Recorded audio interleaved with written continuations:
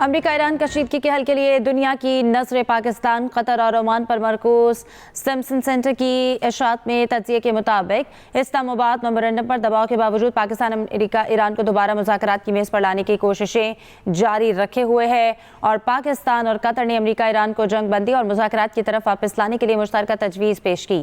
ایرانی وزیر داخلہ کی حالیہ اسلام آباد آمد پاکستان کی ثالثی پر تہران کے اعتماد کا مظہر قرار۔ پاکستانی وزیر خارجہ کی جانب سے ایرانی ہم منصب کو اسلام آباد آنے کی دعوت، امن عمل جاری رکھنے کا واضح عزم۔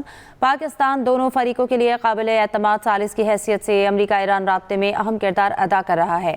واشنگٹن سے دفاعی روابط، تہران سے تاریخی تعلقات اور بیجنگ سے قربت پاکستان کو منفرد سفارتی حیثیت دیتے ہیں۔ امریکہ اور ایران دونوں کے ساتھ پاکستان کے روابط اسے تنازع کے حل کے لیے منفرد ثالث بناتے ہیں۔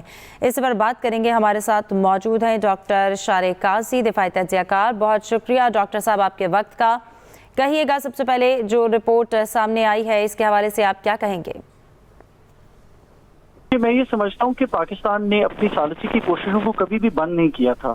بند کمروں میں بھی گفتگو ہو رہی تھی، منظر عام پر بھی بات ہو رہی تھی، اور یہ بہت ضروری ہے کیونکہ ہم یہ سمجھتے ہیں کہ اس خطے کے اندر اس وقت طاقت کا عدم توازن اور جس طرف یہ خطہ جا رہا ہے وہ بہت خطرناک ہوگا، صرف ہمارے لیے نہیں بلکہ پوری دنیا کے لیے۔ اور پاکستان نے جب ثالثی کا ایک وعدہ لیا اور پاکستان نے اس کی ذمہ داری اپنے سر لی تو میرا خیال ہے کہ یہ بہت مناسب ہے کہ پاکستان اس کو ایک مثبت منطقی انجام تک پہنچانے کے لیے جو بھی کردار ادا کر سکتا ہے وہ کرے گا۔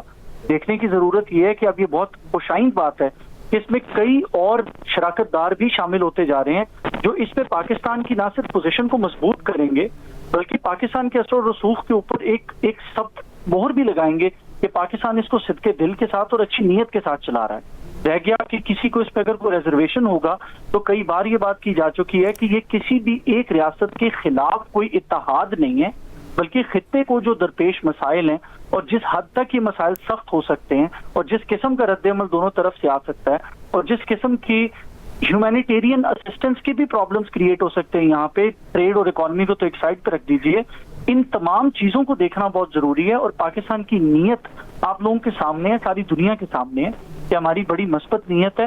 ہم اس خطے کو دوبارہ کسی جنگ میں نہیں دھکیلنا چاہتے، نہ ہم یہ چاہتے ہیں کہ کوئی اور ریاست یا کوئی نیم ریاستی یا کوئی غیر ریاستی عناصر اس خطے کو ایک ایسی جنگ میں دھکیل دیں جس کے بہت دوررس نتائج ہوں گے۔ اور میں نہیں سمجھتا کہ دنیا اس وقت مشرق وسطیٰ کے خاص کر اس حصے میں کسی بھی قسم کی جنگ یا کسی بھی قسم کی ہاسٹیلٹی کی اس وقت جو ہے وہ روادار ہو سکتی ہے کیونکہ اس کے بہت خطرناک نتائج ہوں گے۔ کووڈ سے ریکوری ابھی تک کسی بھی گلوبل اکانومی کی پراپر نہیں ہوئی، اور یہ کہنا کہ ہم دوبارہ سے دنیا کی 40% معیشت کو اور دنیا کی کم و بیش 1 سے 2 ارب آبادی کو ایک نئی جنگ میں دھکیل دیں جس کا اینڈ نظر نہیں آئے گا، میں سمجھتا ہوں کہ بہت خطرناک ہوگا۔ اور پاکستان انہی چیزوں کو روکنے کے لیے اس وقت ایک فرنٹ لائن اسٹیٹ کا کردار ادا کر رہا ہے۔ بہت شکریہ ڈاکٹر شارق قاضی آپ کے وقت کا۔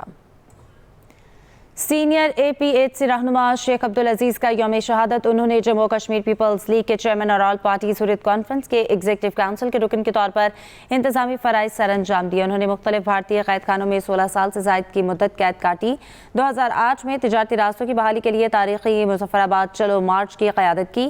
11 اگست 2008 کو اوڑی کے مقام پر چاہل پر بھارتی افواج کی فائرنگ کے نتیجے میں شیخ عبدالعزیز 4 شہریوں سمیت جام شہادت نوش کر گئے۔ انہیں 1989 کی تحریک کے آغاز کے بعد سے شہید ہونے والی تیسری اہم ترین حریت شخصیت کے طور پر یاد کیا جاتا ہے۔